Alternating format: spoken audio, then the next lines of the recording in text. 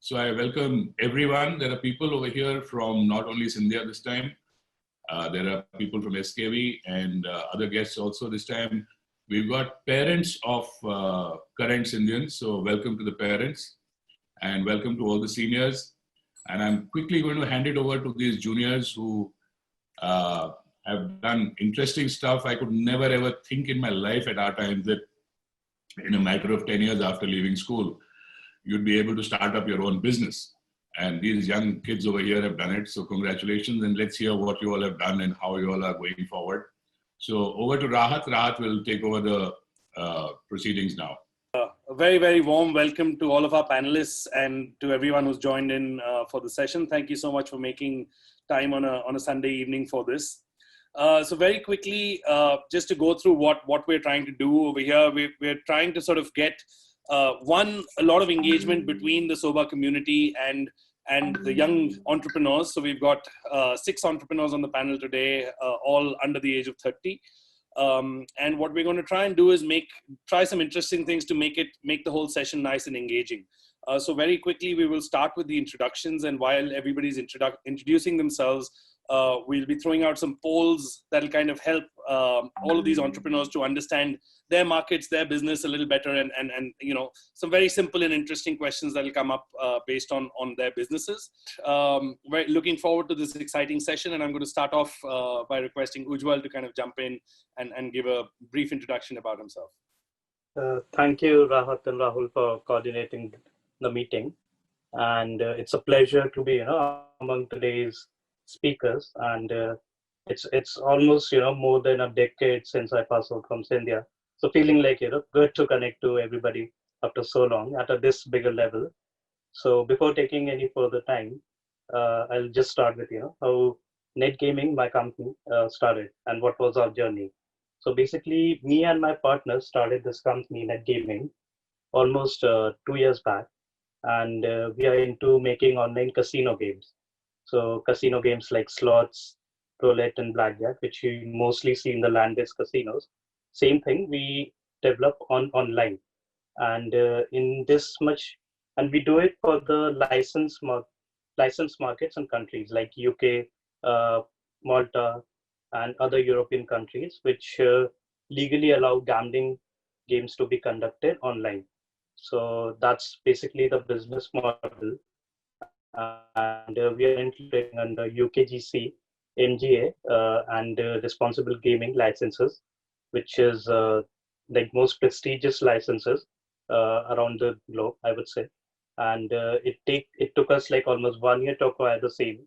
A lot of hard work and a lot of effort to make the product compliant towards their requirement. But finally, all started happening. And since 2019 December, we started going live on different operators. So we basically work on B2B model, where we make online casino games and we put it out on the operators' websites, and we work on the revenue share model. So that's our basically business model. And we since then, all the games which we've provided to different operators are kind of making some revenue. We are sharing some revenue with them, and as basically we are proceeding, we are also making some branded content, which is from Teenage Mutant Ninja, which is from Shelby Cobra, and which is from Pimp My Ride. So these are branded content also, which we are getting into, which is our next business line. So apart from this, I would say our goal with the company is to expand to various licensed markets and expand our B2B network. Like I would say more. That's our vision with the company. And currently we have about 10 operators signed up. And our plan by this year is to expand to 30 different operators and expand to 4 to 5 more different jurisdictions. So that's the plan. And about my role in the company, basically, like in any startup, it's very hard to, be in one role. And being a co-founder, you just stick to one role. So same is the case over here. I handle multiple things, but then my core specialty is into in games development. I develop the product and the technology for the company, and that is like my sole responsibility. Apart from that, I also get involved in sales, marketing, and these kind of things. So I would say this is pretty much about myself and the company. And over to you, Rahat.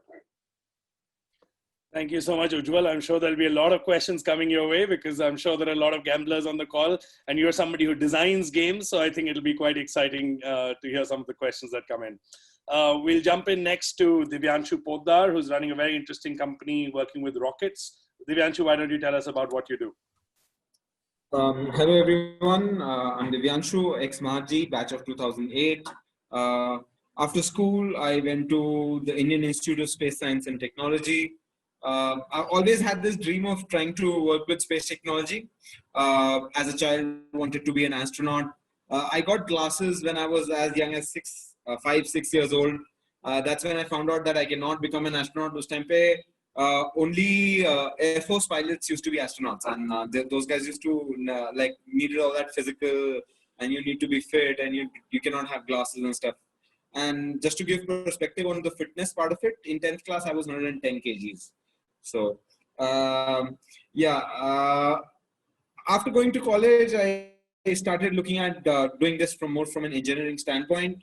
While I was in college, this was around my second year. I saw this video of kids in the US building a small rocket of their own and flying it. And this was a really small rocket. It must have been like less than 70, 80 grams. And it seemed amazing. And these were young kids. These were like 11, 12-year-old kids. And I had never seen something like that in my life. And here I was in a college in Indian Institute of Space Science and Technology, studying from the likes of APJ Abdul Kalam and B.N. Suresh, and getting to see ISRO labs and actually building space hardware. And I had not, as a child, ever seen something like that. And I felt very sad about it. As a country, we tend to lead the world when it comes to space technology, but our children really don't understand that we do that. And even if they do, they definitely don't have the access to the kind of education tools that other leading space nations in the world have. And that's where sort of my journey began in terms of understanding how rocketeers would work.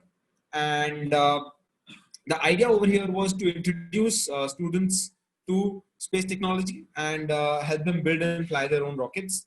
We work with directly with students, educational institutions, even state governments to bring rocketry to as many students as possible. When I saw this video, I started building a model rocket of my own. At that time, it was like 2010. It cost me almost 35,000 to build 2 rockets. Today, Rocketeers already sells model rockets at just 900 rupees a rocket. So we are making it more and more accessible for students to be able to do this. We hope to get to a point where it becomes less than 200 rupees for any student to be able to just go ahead and actually build and fly their own model rocket. And it's a good experiment. It teaches you a lot about science and technology, and it's a lot of fun. And that's what I do. Thank you. Back to you, Rahat. Thank you, Divyanshu. I'm just going to ask you to add what you think the value of education with, rockets is. Why should a parent want to teach their children rocket? We've got about 50% parents who answered the question and 50% who are not parents. And a large majority of people are willing to spend up to 4 hours. So, if you can help them understand why they'd want to spend that much time. So, see, this answer has a lot of facets. So it starts on a very baseline level of first engaging young children with technology and making them understand that technology is not something to be scared of. Like today you have this image, oh my God, it's rocket science. Or oh my God, it's AI or machine learning. Especially when you go to tier 2 or tier 3 cities or rural areas. Over there, students are even scared of touching computers because in school, they're not even just allowed to do that. So first step is to sort of get into your mindset where you start accepting technology as a part of your life and become more used to it. And secondly, if you look at it from a corely space tech perspective, today in India, there are only 12,000 people who work in the space technology industry. and we are a global space technology leader. Just to feed our industry, we require 10x more people in the next 5 years. Just to feed our industry at our current level. And if we want to maintain this lead, global sort of supremacy in terms of this technology segment, and really seed our industry to a level where we can compete with the world, we need much more than 10x. So 10x is just even to maintain where we are. And so that's one thing that we really need to get aware about. This is like the moment that the IT industry had in the late 80s. If you were getting into an IIT in 84 and 85 and you told your parents that you're studying software engineering, your parents would have slapped you and told you to take electrical or mechanical. And today we know where software or computer engineering stands and where mechanical or electrical stands. It's not that mechanical and electrical are not value. They are still value. But there is an industry that is going to get seeded over the next decade, and India is in a position to lead it, and we need to make our children aware. And this is a very good tool to do that. Perfect. Thank you so much, Divyanshu. Coming to Mr. Dev Khanna next, a young food magnate of the Scindia School. Thank you so much, Rahat. Hello, everyone. I'm Dev Khanna, ex-GRG, batch 2010. First of all, I'd like to thank everyone on here on the Startups India.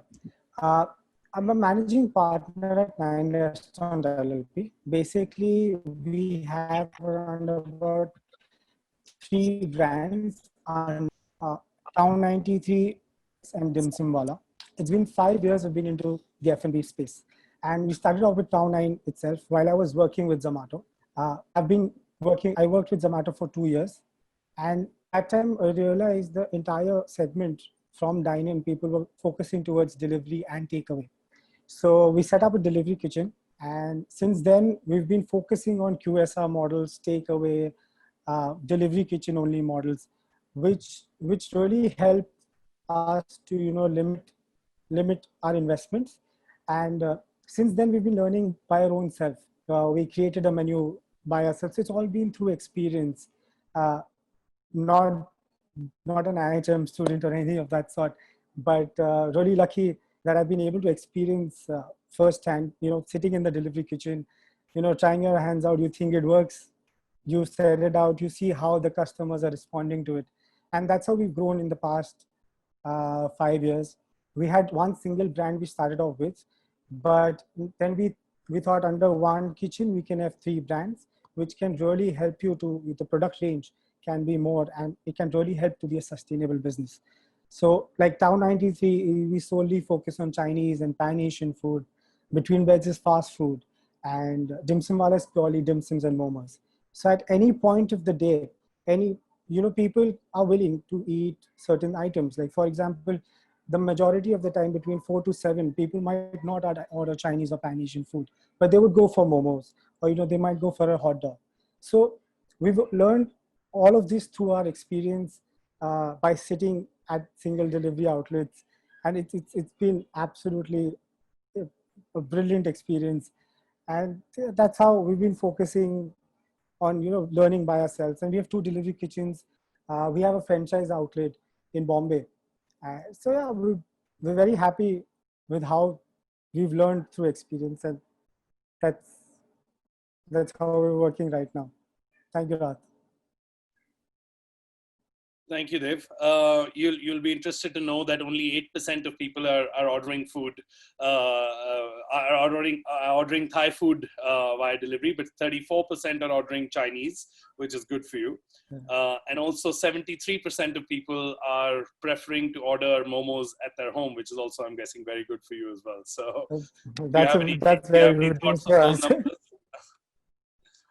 They're actually really helpful because like being in Bombay in the areas that we are currently, Lower Parel and Oshiwara, our Thai segment is hot selling practically. Our Thai curries, the Burmese khao. But this is really helpful because where we are, every area have their own way of ordering and stuff, how people want it. And this is absolutely brilliant for us. And frozen dim sums, yeah, we do that. So even more better, 73%. Super. Thank you, Dev. I must confess that I have been a avid fan of your Town 9, which you shut down in Chandivali, and we used to order quite regularly from there. Hopefully you will have that coming back soon. Hopefully. Coming up next is Tarang Tripathi doing some very exciting things in the space of education. Hi, good evening, everyone. I'm sorry to start, I'm just going to say sorry at the start. It's early morning here, so I'm going to try to articulate myself as clearly as I can. So I'm just going to tell you a little bit about me, and then tell you about what my organization does, what it started as, and what it does today. So my name is Taram. I am Jivaji batch 2010. I finished Scindia, and after Scindia, I went to Delhi University. I did my history honors there. And after doing my history honors, I decided that education is something that I felt is a place where I needed to work, or is a place where I think that I could add something to, or add some value to. So I joined this organization called Teach for India, where I was teaching for 2 years in an area outside Delhi, or outside Saket, called Kanpur. And while I was teaching there, while I was a Teach for India fellow, I realized that one of the things that stood out to me was the lack of platforms and the lack of access that students have, the lack of skills that students have that are complementary and supplementary to what is already happening. So skills, for example, like public speaking and critical thinking. So what I decided to do then was to try to work with a few other fellows and create a platform in where students could be trained with skills on how to speak up, because they already had those ideas. So we were just providing them a platform. So we started this organization called Avaz with Teach for India. After Teach for India finished, I wanted to take it outside Teach for India and see, would it work for government schools in Delhi? Would schools be interested in this? So we did that in 2015. So 2015, we registered 2015, we registered our organization, and we worked with around 40 to 50 government schools in Delhi. Again, working with students, we worked with around 2,000 students, trying to skill them on 3 core skills, which has remained constant to our curriculum till now, is critical thinking, public speaking, and general awareness. So we started with 40 government schools. And then once we finished a very successful showcase, we realized that this lack of skills isn't something that's only restricted to government schools. While it might be necessary, and while that might be the place where we should start and focus on, we believe that private schools also might lack this because of just the sheer amount of pressure that teachers and students and everyone is already under. So we started approaching private schools, and then we realized that private schools were interested. So once private schools were interested, we decided to start rolling out our services to schools in 2015. Since 2015, what I have done is that I did my master's in education from Sussex to get a backing in education so that I actually know what I'm selling, or I know what I'm doing. Right now, I am running the organization, and I'm also trying to do my I'm trying to do my PhD in education from the University of California. And so what are we doing now? So in 2015, we start with like two private schools in Delhi, and that was about it. Right now, we work with around 10 to 15 private schools across India. We work with around 15,000 students total. That's including government school students and private school students. What we offer, the core, as I was telling you, remain the same, which is 21st century skills. So we try to look at critical thinking, public speaking, and general awareness. These 3 skills are taught right now, or we try to engage with students in 3 different ways. The first is academics. So we try to engage directly with the academics that the students are engaging with. So for example, for a school in Delhi, for grades 6, 7, and 8, they have given us their entire civics curriculum, their entire CBSE civics curriculum. So that school doesn't have any civics teachers anymore. What we do is we have taken that curriculum, we have added all the 3 skills that I was mentioning into the curriculum, and we go and take those classes. So that's how we do it with academics. For co-curricular activities, what we have done is we have like debate, MU, and theater. What we do is we take these activities and try to look at these activities as a medium to teach these skills rather as an end or by itself. So we've been working with schools across India. We've been organizing the Gibson debate for the last 3 years. We've been working with all the Srirams. We've been working with different schools across Delhi and across India. And finally, what we do is we offer these services, which is particularly public speaking, critical thinking, and general awareness, and a whole gambit of options. I'm hoping that that poll comes up. We offer these services to schools and students right now. These are the 3 ways that we are doing it. And I think that's it. Just to talk about, I think Ujjwal spoke about the business model. So I think that's important. I'll just touch upon that, and I think that'll be it. what we do is that we have two ways that we work. So we have a B2B and a B2C. So a B2B is essentially what we do is we work with schools directly. We give schools the option of what we are doing. So for example, if let's say Rudra owns a school, so we go to school, or is the principal of a school, we go and tell him that, okay, these are the services that we have. So either the school can take upon the cost themselves of the services, or what most schools do is that they then offer those services to students or parents, and parents sign up for them, so that it goes to the consumer, but we are engaging mainly with the school. And the other thing that we have is B2C, which is our after school classes and our summer camps. And I'll just talk about COVID in a second. That happens directly with consumers. So that happens directly with parents and directly with students, where we offer these services and we create spaces for students to come together. And finally, and I think this is a conversation we'll have at the end, because the whole world has gone for a toss over the last 2.5, 3 months, and education has been one of the sectors that has been impacted the most. So we've taken most of our learning online, and that's something I think we'll discuss as we go through this webinar. I hope I have not overshot my time, Rahat, and I think that's about it. No, that was brilliant, Tarang. Thank you. I'm just going to ask a question that's already come up.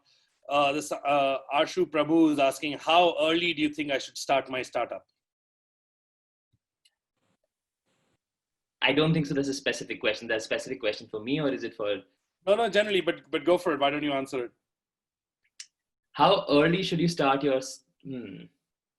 If that question is about when you should start, I don't think so. There's any right answer to that. I don't think so. There's any time where you can actually say, okay, this is the right time to start it. It's for me what at least, and I think other people can chime in. For me, it's been that if I feel like there is something that I'm offering, and that something that I'm offering, that item or that object or whatever I've created, if that object has a need and has a demand and is something that I can satisfy while feeling that I'm doing a good enough job, then for me, time doesn't matter. So if I felt that I could offer something of that value when I just came out of school, I would start then. I would know people. I know people who have started then. However, I felt like I needed to get a master's. I need to know what I was doing, and then I felt comfortable. So I think it's not about time for me. It's more about when do you think that you have something to offer, if that makes sense. Perfect. Thank you. Next up, we have a bit of an adventure guy, Mr. Rudra Solanki. Can you jump in and tell us what exciting things you've been doing with your business? Hi. So my name is Rudra Solanki. I am from Joyaji House, batch of 2007. Very good evening to everyone. I can see about 150 people watching us. It's really exciting to see so many Scindians and friends and family together. Well, I started skydiving in the year 2012. I had the opportunity to go to the US and learn how to skydive. And yeah, so I somehow managed to reach there, get myself a basic skydiving license. And suddenly, I realized that this particular sport, such a beautiful extreme sport, was just not available to anybody in the country. So I took it upon myself that, this opportunity should be available within India. And I decided thought that there is a huge void between what's happening globally and what's happening in India. So I decided to come back and scout around and understand, what is the scope for skydiving in a country as big as India. I came back, and the first thing I did, I was very happy that I managed to pull that off, was my first jump in India actually landed me in the Scindia school with the Scindia flag on the Mother Pavilion. I've seen lots of photos of that doing rounds recently. So I'd like to thank whoever recirculated that photographs right now. So yeah, I managed to get those permissions thanks to some Scindians and a lot of people who are probably on this call, that we managed to pull that jump off. It was quite an incredible experience to see the school from high up and land into the Mother Pavilion with the Scindia flag. I think it's been one of my most proud moments of my life. I further started scouting around, understood that there's a lack of regulation in the country for skydiving. So started going around DGCA, etc. for regulation. Spent a good couple of years trying to set that up, understand the lack of policy and actually try to frame a policy. And finally, in 2016, we got approvals to start skydiving operations out of Aligarh. Ran that for about 2 years. And now in the year 2018 and 19, we've managed to dedicate an airstrip to skydiving, which is in Narnaul, Haryana. It's about 2 hours from New Delhi. So all the way through from September through March, we're skydiving. Our last season has been quite exciting. We've been operating an entire full season from September to March. Managed to do quite a decent number of jumps. I've had some really, really interesting people come in, have a lot of media and coverage around skydiving. And even though I feel like we're very small in terms of what the global scale of skydiving is, I feel like it's really exciting to be able to do something fun with your life, because I mean, when I'm out there and I'm skydiving, it just doesn't feel like work. It feels like I'm just living and I'm happy. So yeah, 2019 we're in Narnaul skydiving. And you're all invited to come over. Thanks, Rahat.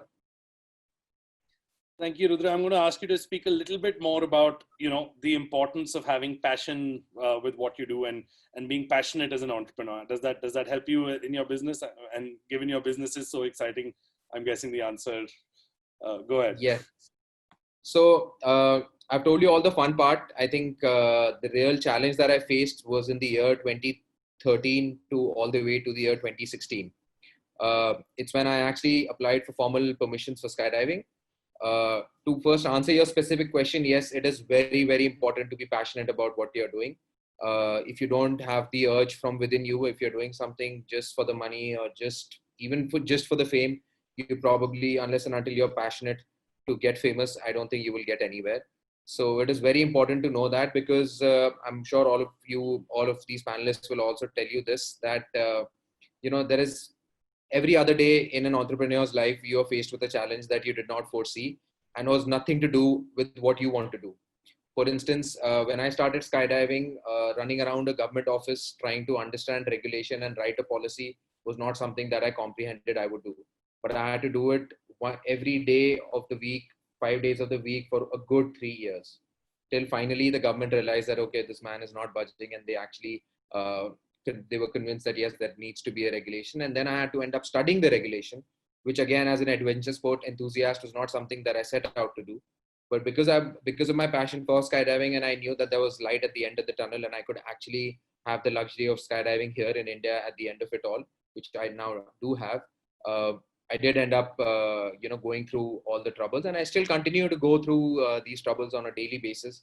So unless and until you're really passionate about something, it can kick you out of bed early in the morning. Doesn't matter, 5 o'clock in the morning, 7 o'clock in the morning, Sunday, Monday, late night, drunk night, whatever it is. As long as you're passionate enough to be able to be like, okay, you know what, I'm going to go out there and get what I need. It's not going to work. So yeah, I think passion is a very important tool to go forward. Super. Thank you so much, Rudra. I'm going to quickly introduce myself now. I'm Rahat Kulshresht, batch of 2007, JIG House.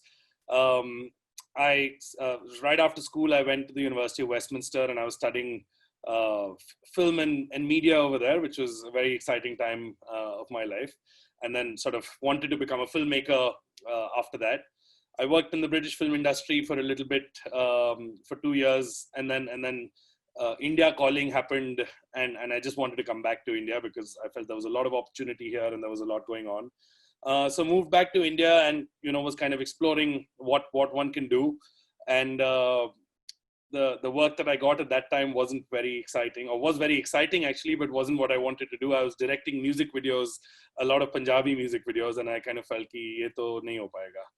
So, I took a break and I said, I'm going to do this thing called the Young India Fellowship, which was the fellowship at the Ashoka University. And I kind of got a lot of time with myself to understand what was important and what is exciting me in the journey of life. And, what I was able to find during that 1 year was a combination of three things, which was film, which was the obvious one, technology, and travel. And those were the three things that, I realized were really, really exciting for me. And I kind of put all three of them into one business effectively. And I met my co-founder, Gaurav, as my roommate, a very typical startup story. So my roommate at the Young India Fellowship was my co-founder, and we the first thing you had to do was start a garage office. So we went to the garage of our house and started off our office over there. And basically, we had a drone where we thought we could do some exciting things with this. At that time, this was 6 years ago. Nobody had used drone technology before. So nobody really knew what it could do and couldn't do. And as a business, we had no idea what we could do and couldn't do with it. And that's kind of where it all started. To 5 years later, where we've been able to take the drone technology and really put it out into the broadcast and film world in a very, very exciting manner. Over the last 2-3 years, we've now been able to cover, in the film business, helicopters used to be the traditional way to be able to open up a film and show a nice big wide shot. And you can all imagine, and Rudra can probably tell us also exactly how much it costs to hire a helicopter to be able to do a shot like that. So we've kind of replaced that, and today we are being able to use drones to be able to replace that nice wide shot across films. So we've done films like the opening shot of Sanju, where you come in from the sea and you reveal the whole city, to a lot of the shots in Gully Boy. We work very closely with Dharma. And then we kind of extended this from drones, and we said, hey, we can actually do a lot more with this equipment and with this new technology that is available to us. So we actually went from, upgrading ourselves from just drones to now we've got a remote controlled buggy, which is a small car that kind of goes around the IPL stadium, which you might have probably seen on television watching any of these cricket matches. We've got something called the Kite Cam, which is similar to the Spider Cam, a 4-point system that can roam around in free space. And we've now developed augmented reality on the drone. So we're the only company in the world that can allow you to do AR on the drone. So when you're flying on, say, a Wankhede Stadium during something like the IPL, you can see the whole Queen's Necklace, you can see the city, but the stadium, but you can also see all the statistics of whoever's batting and any storytelling that we want to add on that. And that's kind of been a very exciting part for us in terms of the technology development part that we've been able to do over the last few years. So that's a very quick introduction of what I've been doing. And it's been a super exciting journey. I think school has been able to contribute a lot in my filmmaking journey for sure. I was lucky enough to have access to a camera. I think in 2006, the school had gotten a camera, which, I just used to be stuck onto at all times and be shooting the Founders Day and shooting this and shooting that. And I think a lot I got from school at that time, and that's kind of built to where one is being able to do a lot of these exciting things today. So that's me. And it's super exciting to see such senior Scindians who joined on today. We've got Mr. Atul Dev, Kaushal Mathur. We've got 2 former principals, Dr. A.N. Dhar and Mr. N.K. Tiwari, Mr. Arun Kanodia, Kishan Arora, Vikram Mathur, who's part of the board, and a housemaster for 3 of us on the panel today. Mr. G.S. Bakshi is here today as well. So very exciting to have all of you here. So I think we'll start opening it up for questions. I think let's start off with education. I think Dr. A.N. Dhar, I remember it's something that I've heard from him quite a few times, where he says that it's sad that Scindians don't get into the space of education. So it's so nice that on a panel of 6 we've got 2 people who are in some way very closely related to the education space. So Tarang, why don't you sort of jump into that and tell us what made you get into education, and how important do you think that is for entrepreneurs today to look at education in a new way? That's a very good question. So I'm going to take that in two separate parts. I'm going to look at why education for me, and in the second part, why I think that education is more important, or what education has become today. So for me, education, I think, was very important, because I think Scindia also played a large part for me in it, was that I came from a school in Delhi, and that school was fantastic, but I was not performing in that school. I was not doing well, and there was something that just didn't click.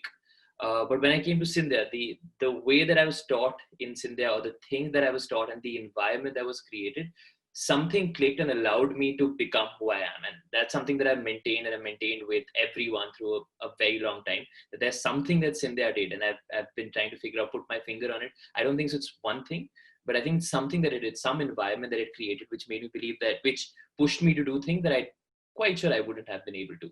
So when I went to Hindu after that, I had the same expectation, but it didn't turn out that way. I think that was my fault also, partially because I'm not that invested in my course. But I felt like there was something missing in the way that I was being taught. There was something missing in the way that I was learning, and the blame lay not only at teachers, but students. So I thought, what can be done to change it? And then I got into TFI. My earlier reason to get into Teach for India was not actually teaching, it was because I wanted to go abroad and do my journalism. But I wanted a scholarship because it's very expensive to go abroad. So I went in Teach for India.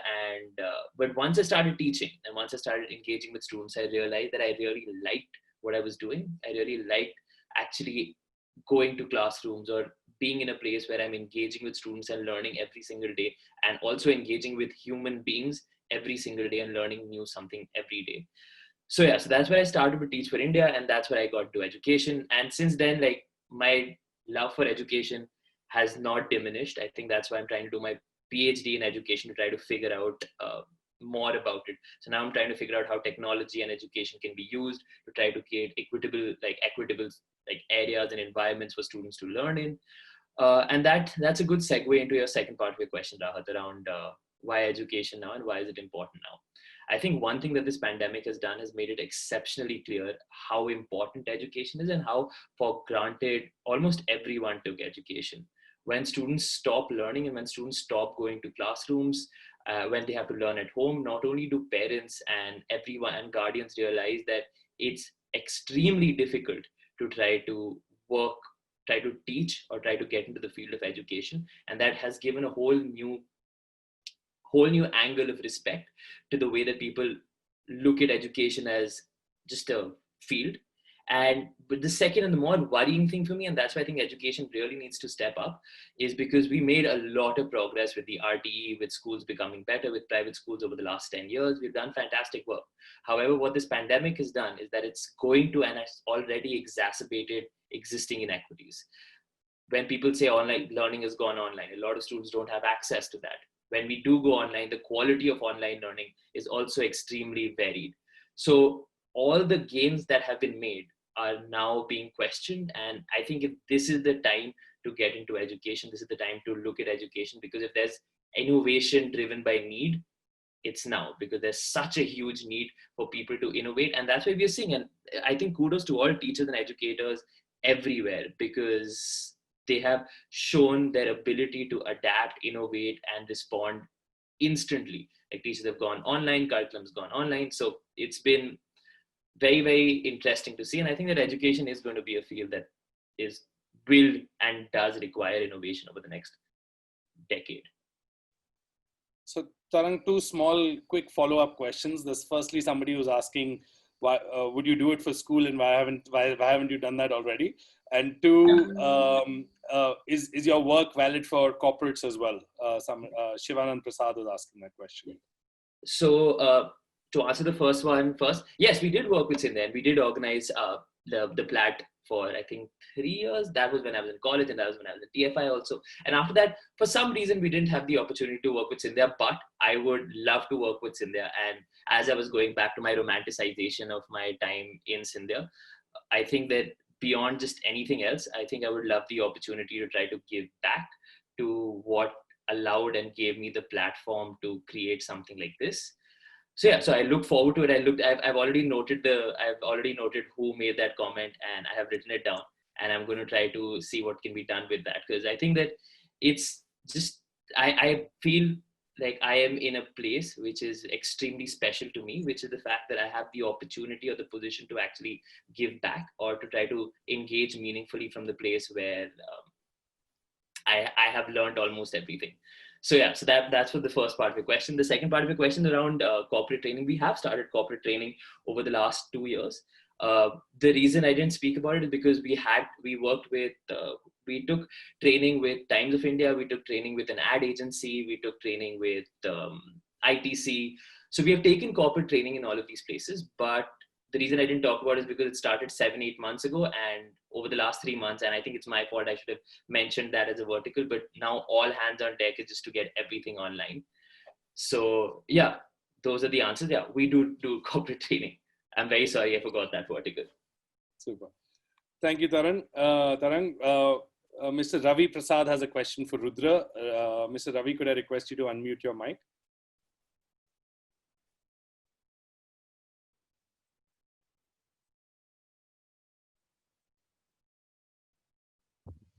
Hi, Colonel Ravi Prasad here. good to hear the young Scindians doing so well in life. And I wish I was as young as you to do something on my own. Nevertheless, I just had a question. My daughter getting interested in the skydiving bed as an adventure. So she just wanted to know that how long would it take for her to just train and do one skydive with the young Scindian? So for a tandem skydive, your typical training is less than half an hour. You're pretty much attached to an instructor like myself, who was responsible for the entire skydiving experience. So you're a passenger riding pillion with them. Yeah. However, you do undergo some basic training to understand good body position so you can enjoy, in the real sense, you can actually fly. So yeah, typically half an hour of training is good enough before a skydive. And what's the price, the costing part? We're currently priced at about 25,000 rupees plus taxes. Right. And Scindian discount included? Of course, it's available on the website. So thanks, Solanki. Thanks a lot. Pleasure. So just to quickly add to that, Rudra made me do my skydiving course as well, which is where I can jump solo. And I think that is about a week, 10 days of a training where you can actually go and start jumping out yourself in case your daughter is interested. We have a question from Mr. Arun Kanodia. Sir, could you unmute yourself?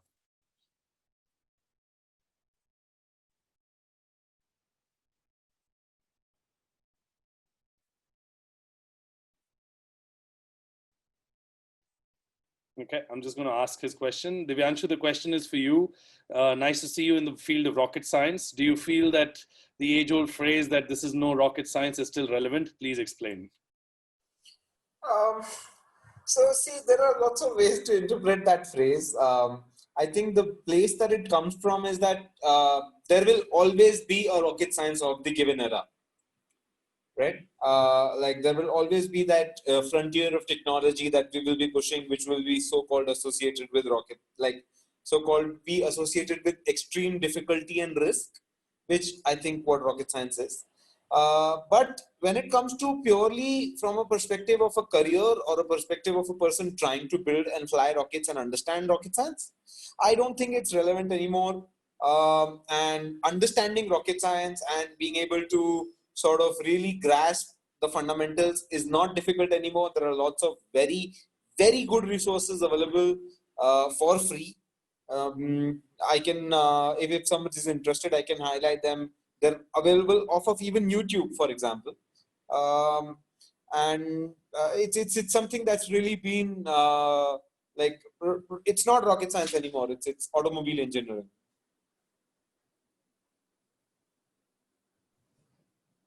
All right, thank you. Mr. Vikram Mathur has a question for us.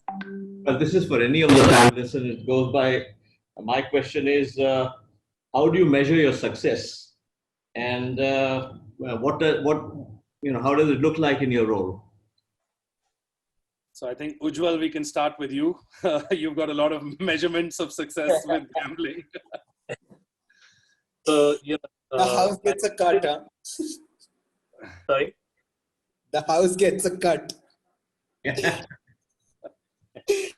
So it's success is like kind of never ending. Like either you define it or unless you define it, I would say it's kind of never ending. The more you get, the more I would say from coming from my industry, I would say the more greedy you get, and so success. And it's good to be kind of greedy when it comes to success, and so that you set your goals much higher instead of settling down at certain kind of goal.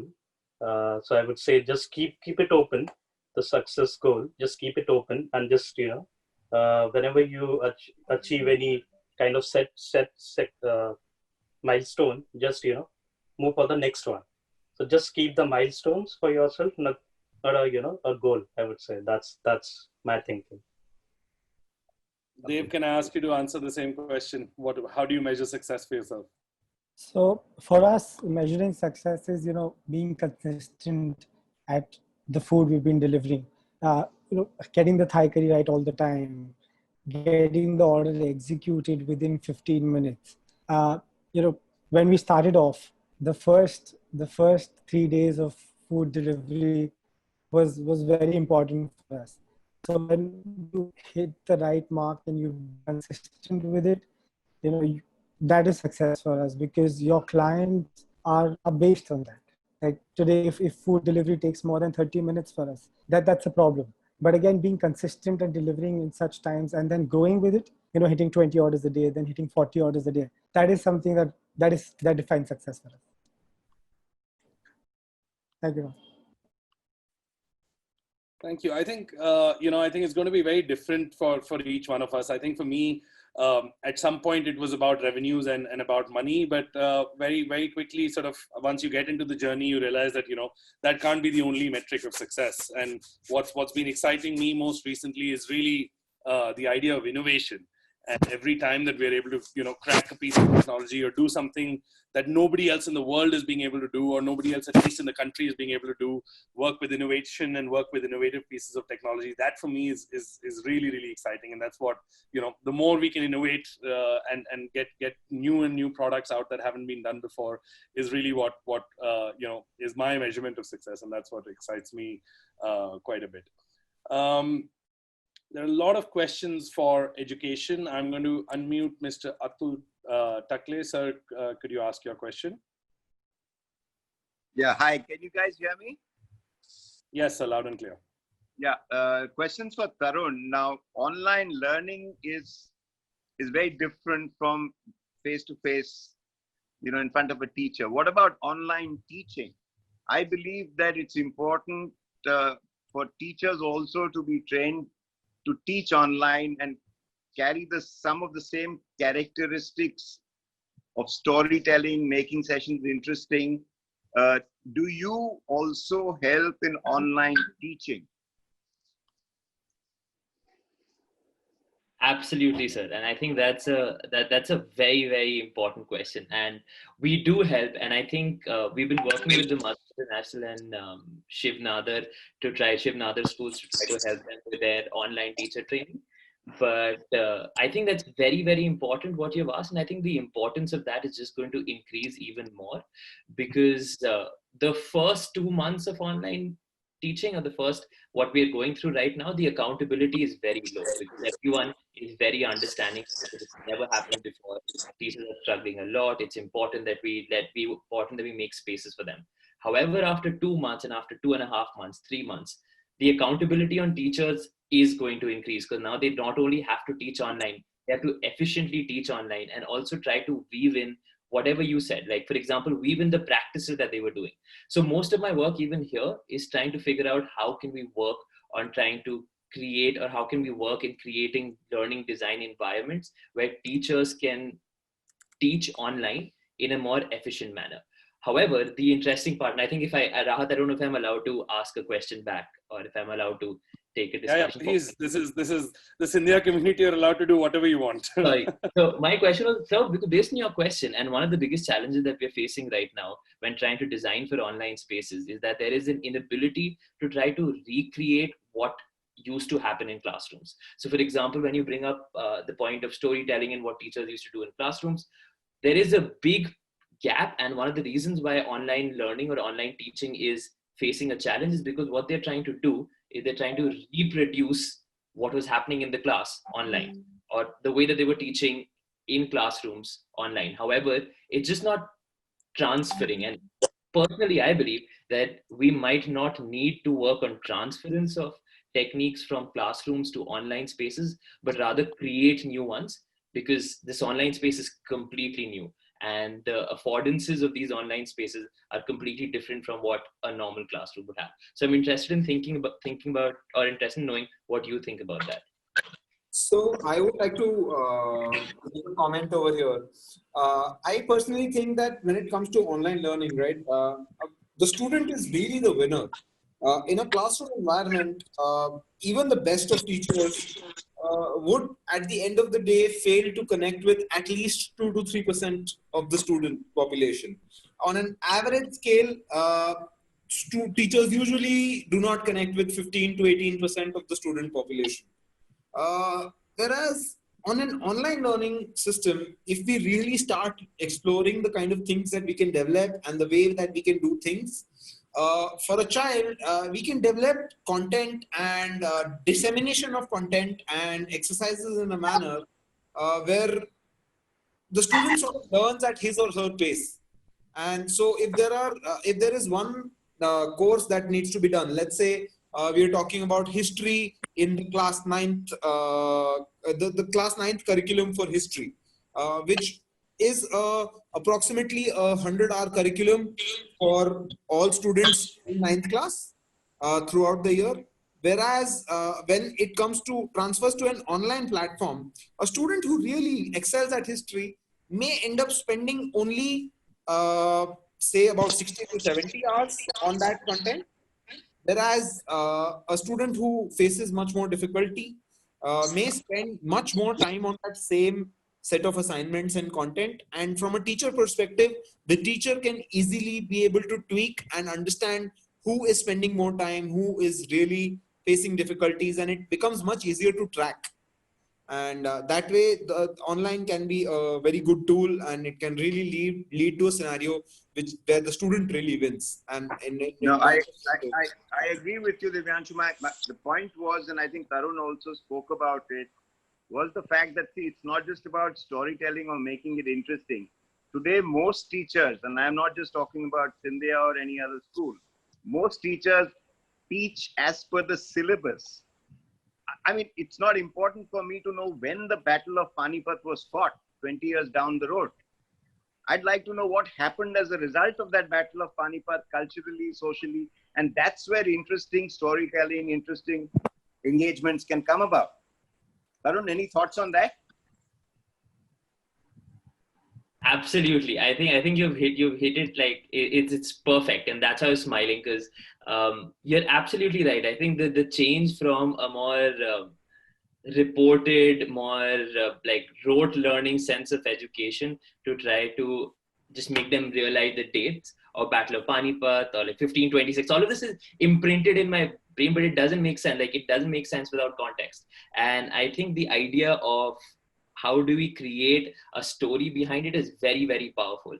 And while there are issues and while there are limitations of online learning, I think for ideas like trying to create a narrative, trying to create a story around history, I think there are a lot of positive affordances. If used properly, they can work. However, I think the biggest break has to be that you cannot teach the way that you taught in classrooms. That cannot happen. If you try to replicate it, it's just going to become an extremely sapping and boring online class. Because while taking my own classes or while teaching students, I have realized how sapping online learning is. Because there's this assumption that because you're sitting in front of a screen and not going anywhere, it's not that mentally stressful. It is. And I think that's a very, very interesting field to explore. And that's hopefully where my organization will move into. We are doing teacher training. We did teacher training for offline learning, which was the norm.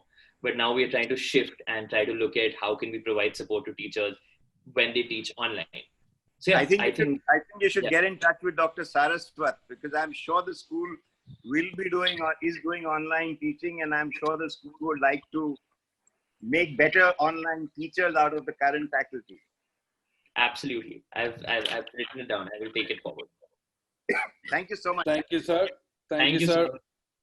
We have Mr. Atul Dev, very senior Scindian, who has a question. My question is to Rudra. Can you hear me, Rudra? Yes, sir. Okay. Rudra, parachuting is virtually part of my blood. And I think I can almost lay claim to be the first ever Scindian to do a parachute jump. Because my first jump was as early as 1962. So, wow. And I still get excited when I hear and talk about parachuting. In fact, the other day, my granddaughter did a parachute tandem jump in California. Her father had a heart attack, whereas I was the most excited. Now, my question to you is, how did you get to Narnaul?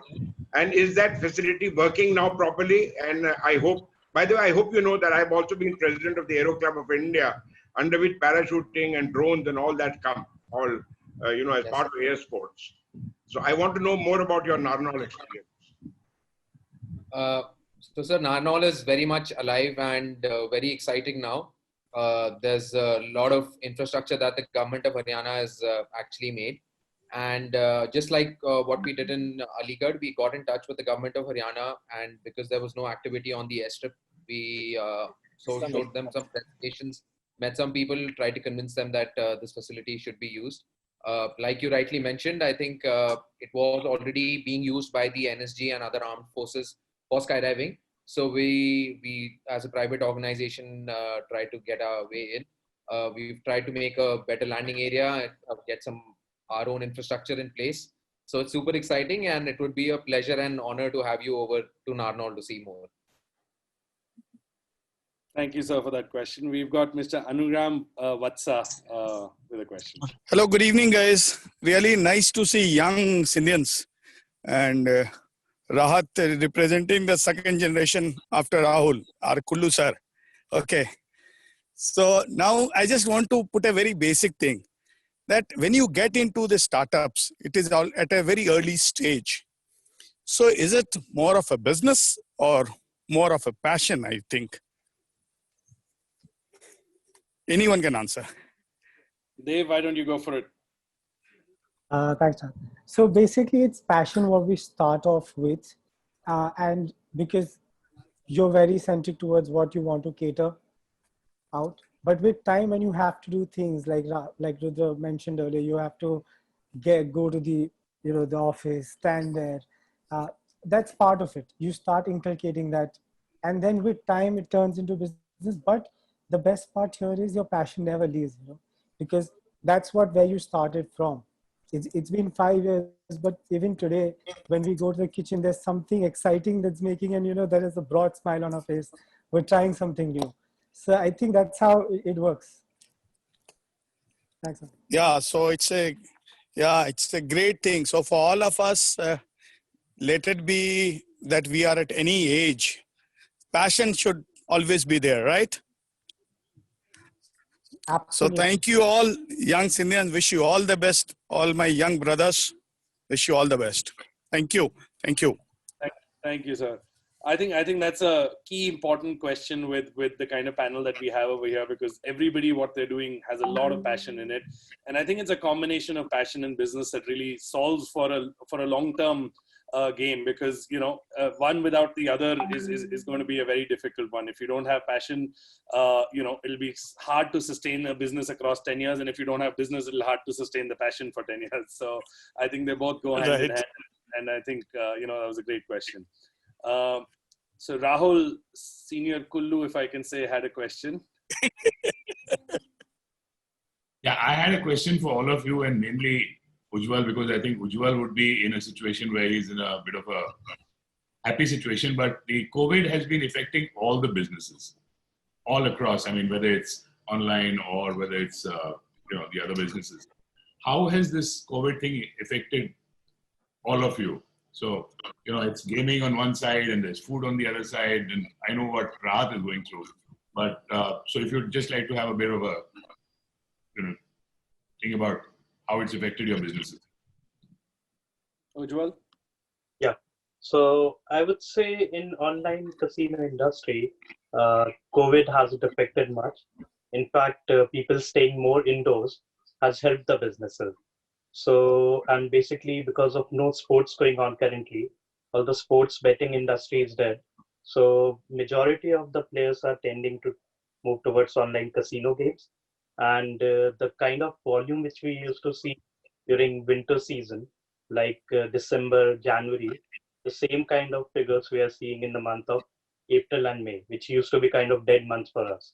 The reason being that, people used to go out and go out on vacations. So instead of spending more time online, people used to spend more time outdoors.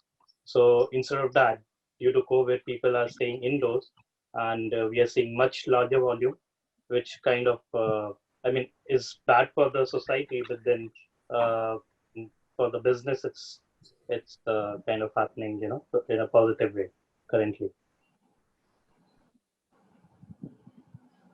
Divyanshu, do you want to take that as well? So in my business, the things have been sort of extremely on the opposite end of what Ujjwal sort of pointed out. So we are a very, very manufacturing and sort of hands-on activity-driven business. So even though we have an online teaching component and we've been working with various partners to sort of take up our modules and our education values online, but beyond that, from my business end, because of COVID, manufacturing shut down for almost 6 to 7 weeks. Sales operation, because we primarily deal with educational institutions, sales operations went down by more than 85% for more than 9 weeks now. And this is really drastic in the sense that almost 80% school children have been sitting home across the world. So it really creates a situation for us where we really have to reimagine STEM and extracurricular technology education in India. In countries where this sort of segment has a much more acceptance, you see a lot of homeschool take up for technology education as well. But in India, you really don't see that. And it's been a challenge on how to really bring that to the students in their homes directly. And we've been working on that. But as of now, what we see is that from a business which is very, very hardware driven, very engagement offline activity driven, we see a complete stagnation on all activity. It was practically a paid vacation for all of my team for almost 6 to 8 weeks. Just building on what Divyanshu was saying, I think, yeah, so the COVID has hit us and hit us hard, and because as I was telling you that our business model is predicated on a B2B, and that B being schools are one of the first things that were shut down and will be one of the last things that will open. So it's been challenging, and the challenge has been that now we have moved into a space, and now I think there was a question in the chat also around this. So we are moving everything online. So that's in itself a very, very difficult process, and there has been no revenue stream because we were not on an online space before this. So the transfer of everything online has been challenging. And the other question, I think there was a question from someone in the chat who talked about what about other bigger organizations like Byju's and stuff. The problem is, and as from an analysis, from a standpoint, from a business point, the challenge is far greater, because when we were working with brick and mortar schools, or when we were working with consumers directly, we weren't engaging in a competition with Byju's or in a competition with these multi-million unicorn startups or unicorn businesses. So yeah, so it's made it very difficult and it's challenging. However, as going back to what I was saying earlier, because there is such an uncertainty and such an independence in this space that I don't know what's going to happen, but it's going to be exciting now. It's exciting to say the least for the next, I think, couple of years while we see how learning shifts online. Thank you, Tarang. We have Mr. Narendra Tripathi with a question. Yeah, can you hear me? Yes, sir.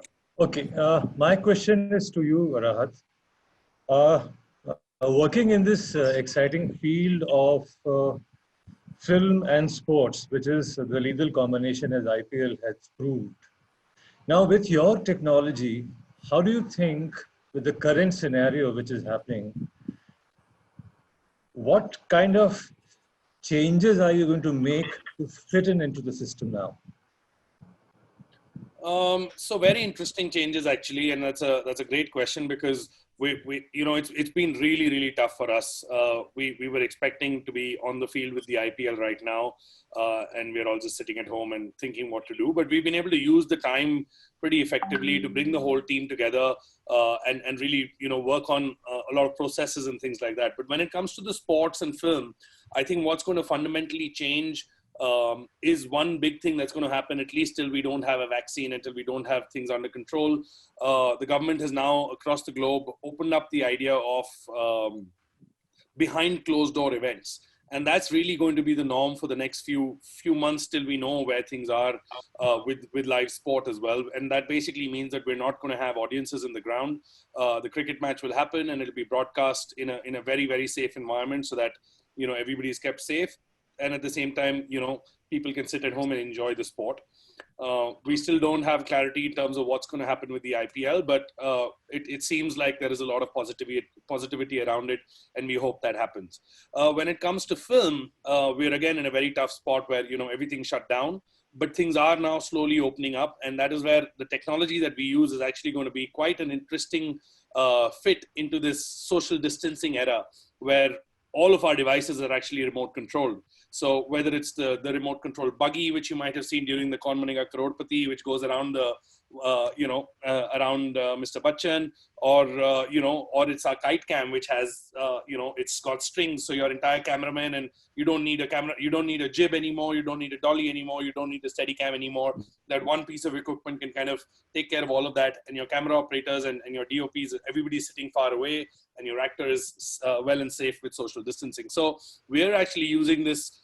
We're hoping for things to open up firstly, because we don't know when that's going to happen. But as soon as it opens up, we're kind of using our technology as a tool to be able to enable, as much hygiene and as much, social distancing norms that are possible. I hope that answers your question. Yeah, to a large extent. One question to Tarang. With the current education system going online across the world, and you are studying in US, is there a possibility of a hybrid solution for education? Thank you. And that's my father, just to put it in context. That's why I was smiling. No, I think that it is. And I think what's going to happen is that hybrid spaces are going to become the reality, because while there are colleges and they're like, for example, all the IVs, all the UCs, all of them are, rather than just confirming that they're going to have all classes online, are now saying that they'll have hybrid models. So that's going to be a model which has learning in person and learning offline also. Again, this, I believe, personally, I believe that this will be a space that develops. I think it's exceptionally difficult, and people don't realize the amount of effort that it will take to create a hybrid learning space, because it's already so difficult to teach when there is no hybrid and just everything's offline. It became even more difficult when everything went online, and hybrid will make it even more difficult, because you'll have to try to create differentiation, different lesson plans, different classes, different experiences. So I think hybrid spaces will become a norm soon, but I think a lot of work is required before that. Research is required, new ideas are required. But based on how the education sector has been responding to COVID and how they've been adapting and innovating at rapid rates, I think we're not far away from a place where hybrid will become the new norm. I think in the next, as Rahat was saying, I think till the time the vaccine comes out, places like, and trying to look at similarities, like a playground, like a school where you have 600 students, and places where you have a lot of people gathering together, is similar. So I think these are going to be opened very, very late towards the end. So without a vaccine, I think hybrid learning programs are going to become a reality. Thank you, sir. We have Arush Prabhu with a quick question. I think we will be able to do 5 more questions, and we'll have very little time for the last bit. So we'll try and see how we can manage the time. Arush, go ahead. Am I audible, sir? Yes. Good evening, everyone. So actually, I have an idea. What should be my next step? So what if I have an idea? How do I develop that idea to its utmost? And if I develop it, what should be my next step? That was my question. So I was saying, fantastic. You're already there. Like, the fact that you've started thinking about it is fantastic. Once you have an idea, and I'm not going to speak a lot because I've taken up a lot of space, I'm just going to quickly pass it on to someone else. I think if you have an idea, the next step is just to see, who do you think this idea is going to work for? Who are you working for? Who is the key stakeholder? Who are the key group of people or organization that you think that your idea will work for? And then take it from there. Thank you, Tarang. We have a question from Yatika. Hi, am I audible? Yes, very nice to see some SKV participation. Thank you for coming. Please go Yeah, ahead. I'm like, even my dad, like he's ex-Scindian and he's also currently here. And I have a quick question. So, and it's a general question for all the panelists here. And firstly, like, I would like to congratulate you all. I think it's really awesome what you guys are doing. And my only question is that how do you or have in the past like planned to like, you know, step up your game in like, you know, industries which are so competitive? Like me, myself, I belong to like, you know, like architectural design industry, and it is really like the competition is so hard that I just keep on planning like when exactly do I enter the market, you know, because currently like I'm working for somebody else, but like eventually I want to start up like something of my own, you know. So how do you plan to like, you know, step up your game? Anybody? Ujjwal? Yeah. So I would say that, you know, the market research of, let's say if you have any product, then what kind of people you'll be serving, that's like important. And that's how, you know, I did my research. Basically, what kind of players I'm, you know, serving in my industry. That used to be my research, that sometimes you make something very advanced and, you know, players do not like it. And it doesn't make much sense. And sometimes, you know, people like something very basic. So that would be the key, I would say, that you have to decide what is the right thing to serve to the right, and that kind of, you know, step up your game, I would say. Dave, I think you would also like to answer that question, because food is one of the most competitive spaces that are out there. That's so true. So for us, generally trial and error works. You know, there are certain times where you just make a product, you get it online, because majorly of our food, there is presence through Zomato and Swiggy. So you just put a new, you know, product online, you market that, trial and error, you see what kind of response you're getting. So you do feedback calls. That's how we try to up our game, because, and there's constant research happening in terms of in your certain radius, what kind of cafes and restaurants are doing what, they're coming up with what things, you know. You have to be very constant at it, because even if you miss out on 2 months, you never know, you know, they can change the entire market too. Because in food industry, in a certain radius where there were 5 years back, if there were 5 delivery kitchens or 5 cafes, now there are 10. So there's been a massive increase in that. So that's how trial and error really works. You just, and constant feedbacks. Thank you, Dave. We have the lovely Mr. Banjul Badal with a question. Banjul, you need to unmute. Yeah. Yeah, okay. So my question is for Rudra. Rudra, Yes, sir. It was nice to have you at the jump during our 25th anniversary, and I had to do all the commentary which you promised me that you'll do a jump with me. So every time that I talk to you about a jump, you tell me that, you know, we can't take 100 kgs and over, the extra build men. So I just wanted to know what is the weight. My question is 3 parts. The first part is, what is the weight that you can take with you as the guide there? Okay. So that's when you answer the first question, I'll take the second question. So my specific answer to that question is that the maximum weight we have taken so far has been 104 kgs, and that has been Mr. Rahat Kulshresht. That's what. So 104 is with the guide and along. We set our limit there. So now that you've taught Rahat to do it on his own, he's okay. So what do you do with me now? I'll be 110. So at most I'll lose about 10. So you got to lose some weight to do it along with me.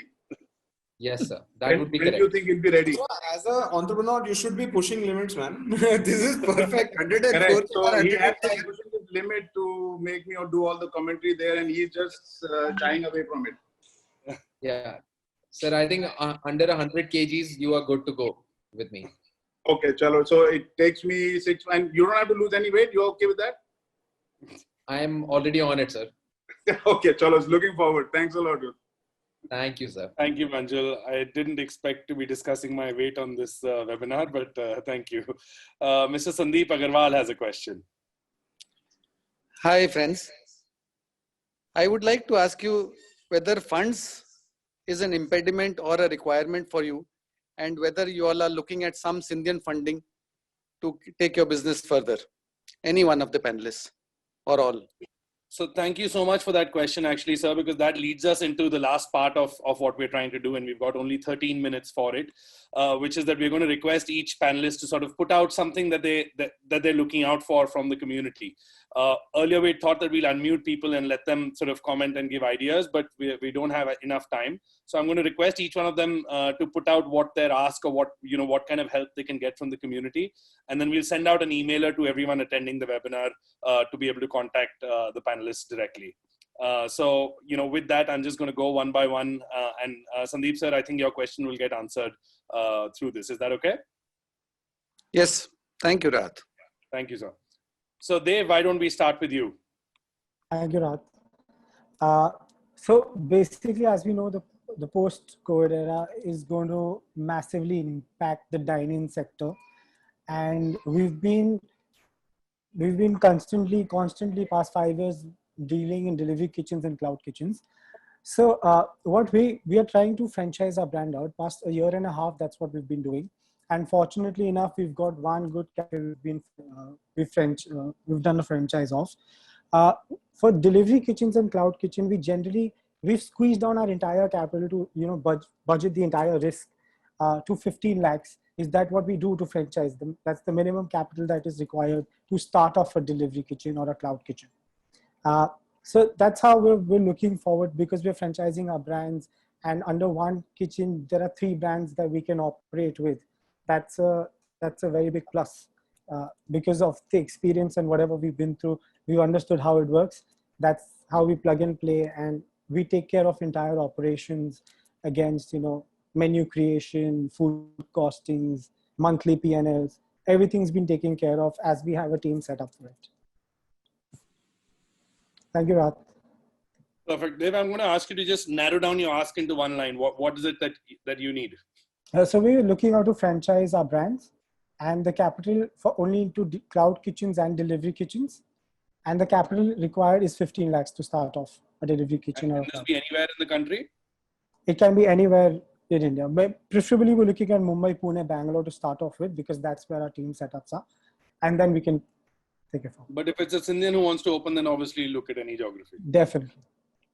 Super. So any Scindians out there who want to open a franchise, Dev has already shared the details with me as to how to do this and start off with 15 lakhs. So I would definitely recommend you getting in touch with him if that's something you're looking at. Rudra, can you jump in next? Okay, so like I said, I've been working on this model for the last 3 years. Now having set up a facility dedicated to skydiving at Narnaul, we're looking at expansion, of course. And since it is a high capital infusement into the plan in order to get a bigger plane, while we're directly to answer Sandeep sir's direct question, yes, we are looking for funding. I would also like to reach out and take this opportunity to try and find somebody who can help us with financial modeling, which will include, going ahead with funding as well, because I'm an operations guy. We'd love some help regarding financial modeling around this plan. Thank you, Rudra. So anyone out there who think they've got the numbers sorted, I think Rudra will be able to do with some help, because skydiving is definitely an exciting business. And with the scalability plans that I've seen that Rudra has, I think, can definitely do with some financial help. So any of the finance gurus, please get in touch with Rudra as and when possible. Divyanshu? So, hello everyone. So we've been bootstrapped up till now, and funding tends to be one of the things that any startup at any point of time for expansion is looking for. Rocketeers right now also is looking for funding, but we're not looking towards expansion. We're looking towards setting up our own manufacturing unit. This would be a explosives manufacturing unit. It would need to be licensed by the Department of Explosives of India. It has very high land and capital requirements, but this would be the first of its kind unit in the country. So the kind of products and the kind of technologies that we would be using to set up over here, there is no such manufacturing facility in the country. We've developed the whole machinery and the IP on the process ourselves. So that's what we are looking for right now in terms of funding. But apart from that, funding aside, I am really looking to collaborate with people who are working in the education industry. If there are people who own schools, who are principals, who are science teachers, and parents who want to teach their kids about rockets, please visit us and become our customers. We have a completely online engagement model for parents. Schools and colleges can set up permanent facilities within their campuses, which will have a lifespan of over 15 years. So they can build and fly rockets with their students as and when they want. And so that's something that I'm really looking forward to. And if there are Scindians in the community who would like to go ahead and do that, looking forward to that.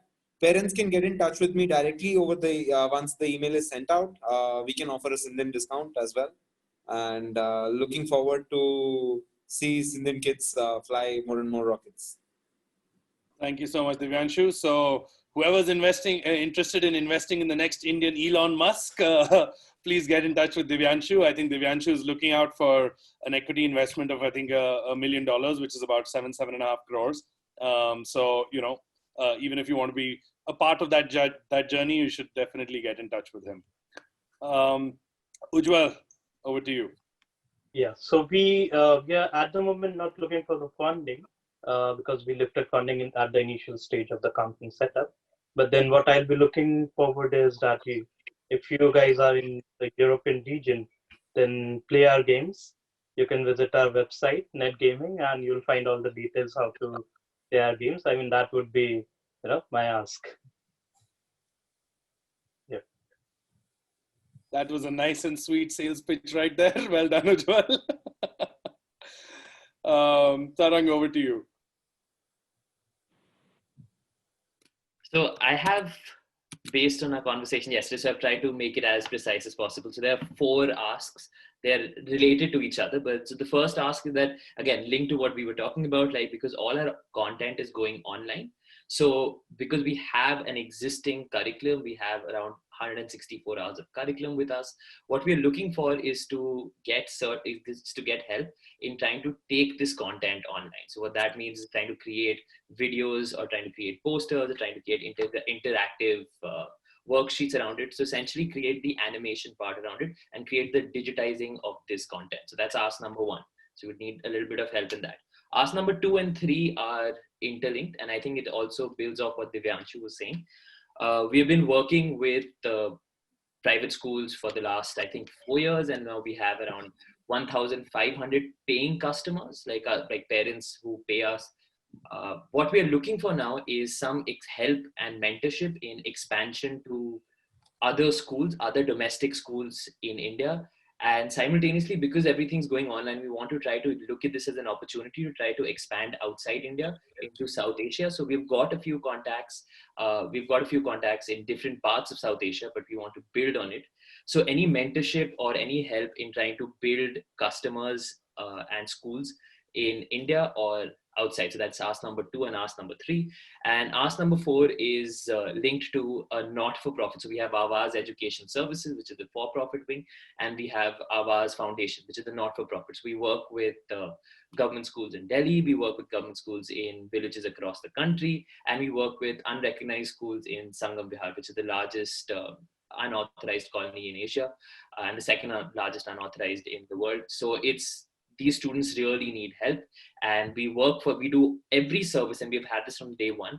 Every service that we offer for private schools and private clients, regardless of how labor or capital intensive that is, all of that is also offered to students across all EWS categories and for free.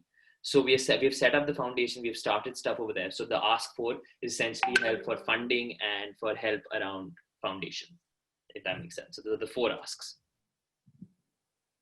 Thank you so much, Tarang. I'm very happy to see that I'm already receiving messages on WhatsApp on the side saying, "Oh, I can help Tarang and I can help Dave." So that's fantastic. There's somebody who wants to help you with the animation, with the content animation. So I will connect you right after the call. I think very quickly with me, what we're looking at in 2020 and 2021 is really about global expansion. We've now got a few technology products in broadcast and film, which are going to help us, take those technologies, be an Indian company and provide those services outside India. And the last 6 months have been pretty exciting from that perspective. We've been able to cover the Women's World Cup in Australia. We had a 16-people team that went from India to cover the broadcast that you would have seen. We did the Under-19 World Cup in South Africa, and then the Caribbean Premier League in the beautiful Caribbean islands. So what we're now looking at, and we have absolutely no know-how or knowledge on, is how do you expand businesses globally? How do you set up offshore offices? What are the best and smart ways of doing that? And that's something that, if anybody has experience with, I'd love to sort of get on a call and understand a little more details as to what that would be possible. So that's pretty much it. Before we close out, are there any questions that the panel has for the panel? Ujjwal, are your games available in the US? No, unfortunately. It's mostly for Yeah, and it's worth a shot. All right. So I think that's pretty much covered mostly everything. Thank you so much, everyone. I think it's been a fantastic session. We've had a very, very captive audience that stayed on for an hour and a half. And I'd like to thank everyone who's been on the panel. I hand over to the President Soba to close out the session. So thank you to the panelists for joining in. There are people from Bangalore, San Diego, London, and Noida. Thank you for coming, and thank you to all the guests. This we will put on online after the recording is done. Anybody who would like to get in touch with any of the panelists or interact with them, you could send me a mail. You all have my email ID, president.soba@scindia.edu, and we will connect everyone. Thank you very much for joining in. Thanks a lot. Thank you, guys. Thanks a lot. Thank you. Have a good Thank day. you. Bye-bye. Thank you so much. Thank you. Thank you, everyone. Good night.